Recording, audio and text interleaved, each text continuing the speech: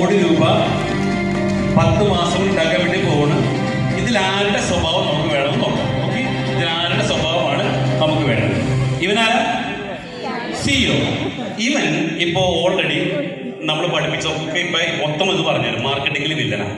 ഇപ്പൊ എന്റെ മകനെ തിരുത്തിക്കൊണ്ടിരിക്കുക അപ്പൊ അതല്ല ഇതാണെന്ന് പറഞ്ഞു. ഓക്കെ, അപ്പോ കഴിഞ്ഞ ദിവസം ഇപ്പോ വയനാട് പോകുമ്പോ ഞാൻ 2 പേരും ഡ്രൈവറായിട്ട് കൊണ്ടുപോകും.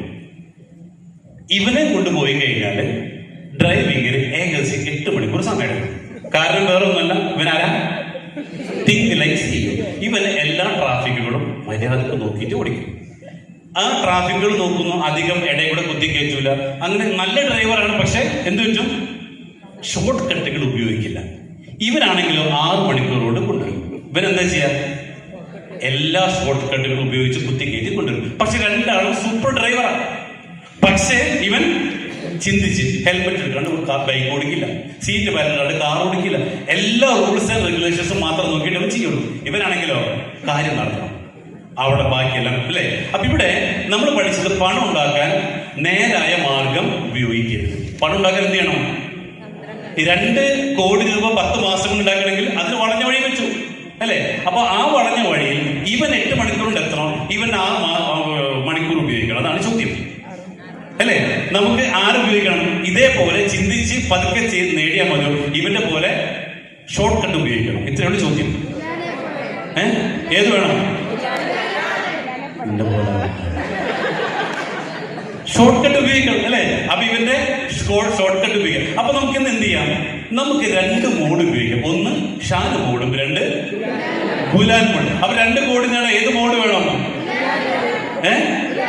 ഗുലാൻ മോഡ്. അപ്പൊ നമ്മൾ ഇന്ന് ഒരു പേരിട്ടാണ്. നമ്മൾ ഇന്ന് ഇവിടെ വന്നത് ഏത് മോഡിൽ പോവാനാ?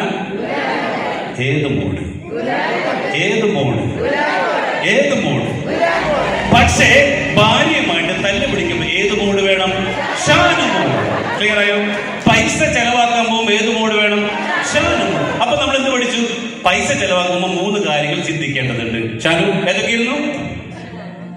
പൈസ ചെലവാക്കുമ്പോ 3 കാര്യങ്ങൾ ചിന്തിച്ചിരണം പണം ചെലവാക്കാൻ. നീ പഠിപ്പിച്ചതല്ലേ പറഞ്ഞു?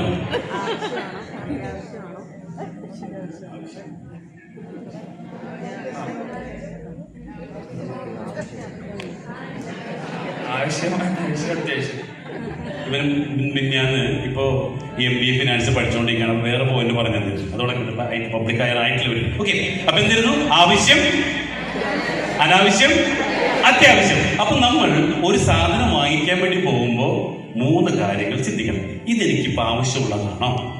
ഇതിപ്പോ